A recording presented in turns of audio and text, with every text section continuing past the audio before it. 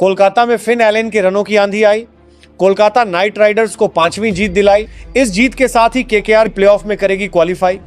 जी हां, कोलकाता में एक बहुत ही रोमांचक मुकाबला देखने को मिला। ये एक तरह का रनफेस्ट था जहां दोनों ही टीमों की ओर से धाकड़ बल्लेबाजी हुई और एक से बढ़कर एक शॉट्स देखने को मिले, लेकिन अंत में बाजी कोलकाता नाइट राइडर्स के हाथ लगी और वे ये मुकाबला 29 रनों से जीत गए। तो चलिए इस रोमांचक मैच की पूरी हाइलाइट्स देखें।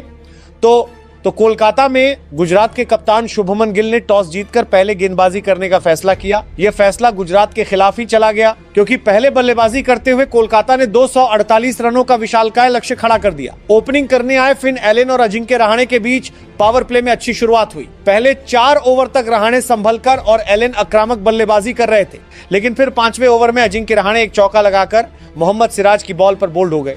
इसके बाद फिन एलन और अंकृश रघुवंशी के बीच शतकीय साझेदारी हुई। दोनों बाउंड्रीज में डील कर रहे थे। फिन एलन ने मात्र 21 गेंदों पर अपना अर्धशतक पूरा किया। इसके बाद भी उन्होंने अपनी गति बढ़ाकर रखी और लगभग हर दूसरी बॉल को बाउंड्री के बाहर भेज रहे थे। सभी गेंदबाजों की पिटाई होते देख शुभमन गिल ने अपना आखिरी दांव चला। 11वें ओवर में उन्होंने अरशद खान को अटैक पर लगाया, लेकिन ये दांव शुभमन गिल पर ही उल्टा पड़ गया। फिन एलन ने अरशद खान को बैक टू बैक 3 छक्के और एक चौका जड़ते हुए ओवर से 22 रन बटोर लिए। हालांकि इसके ठीक बाद एक और छक्का लगाने की कोशिश में फिन एलन बाउंड्री पर मौजूद राशिद खान को कैच दे बैठे। उन्होंने 10 छक्के और 4 चौके लगाते हुए 93 रनों की शानदार पारी खेली। इसके बाद जिम्मेदारी अंकृश रघुवंशी ने ली।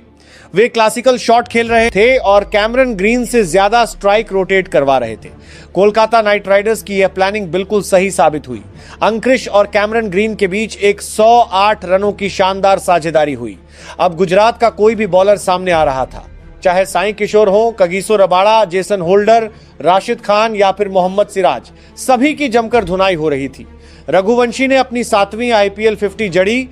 वहीं कैमरन ग्रीन ने भी एक करारा चौका लगाते हुए मात्र 26 गेंदों पर अपना अर्धशतक पूरा कर लिया। इस बेहतरीन साझेदारी के चलते कोलकाता नाइट राइडर्स 20 ओवर में 247 रनों तक पहुंच गई, जो इस IPL सीजन में केकेआर का सबसे बड़ा स्कोर था। अब यह विशालकाय लक्ष्य गुजरात के लिए बहुत बड़ा साबित होने वाला था, लेकिन शुभमन गिल की तरफ से एक छोर पर कप्तानी पारी देखने को मिली। कप्तान शुभमन गिल ने अकेले कोलकाता के खिलाफ खूब लड़ाई लड़ी। गुजरात के लिए साई सुदर्शन और शुभमन गिल के बीच अच्छी साझेदारी हो रही थी। पावर प्ले में हर ओवर से लगभग 2 बाउंड्री निकल रही थी, लेकिन 3 ओवर के बाद गुजरात को साई सुदर्शन के रूप में एक बड़ा झटका लगा। साई सुदर्शन इंजरी के चलते मैदान से रिटायर्ड हर्ट होकर पवेलियन लौट गए। इसके बाद निशांत संधू बैटिंग करने आए, लेकिन वे सुनील नारायण की पहली ही बॉल पर डीप में खड़े मनीष पांडे को कैच थमा बैठे। फिर जोस बटलर और शुभमन गिल के बीच विस्फोटक और आक्रामक साझेदारी देखने को मिली। पहले तो 7वें ओवर में शुभमन गिल ने सुनील नारायण को 2 जोरदार छक्के जड़े और फिर शुभमन गिल अपनी 31वीं IPL हाफ सेंचुरी कंप्लीट करते हैं, लेकिन उन्होंने कोई सेलिब्रेशन नहीं किया, क्योंकि उन्हें पता था कि मैच अभी बाकी है और उनका काम अभी अधूरा है। इसके बाद भी रनों की रफ्तार ऐसी ही बनी रही और दूसरे छोर पर मौजूद जोस बटलर भी शुभमन गिल का बखूबी साथ निभा रहे थे। 16वें ओवर में जोस बटलर भी एक चौका और एक छक्का जड़ते हुए अपना अर्धशतक पूरा कर लेते हैं। अब आखिरी 4 ओवर में गुजरात को जीत के लिए 71 रनों की जरूरत थी। स्ट्रेटेजिक टाइम आउट के बाद जैसे ही सुनील नारायण गेंदबाजी करने आए, शुभमन गिल बड़ा शॉट खेलने के चक्कर में बाउंड्री पर मौजूद अनुकूल रॉय को कैच थमा बैठे। इसी के साथ उनकी शानदार पारी समाप्त हुई और गुजरात की मैच जीतने की उम्मीदें भी लगभग खत्म हो चुकी थी। हालांकि मैच में रोमांच अभी बाकी था। जोस बटलर ने आखिरी ओवरों में कार्तिक त्यागी को टारगेट किया और ताबड़तोड़ चौके छक्के लगाते हुए ओवर से 21 रन बटोर लिए, लेकिन इसके बाद वे भी सौरभ दुबे की बॉल पर कैच आउट होकर पवेलियन लौट गए।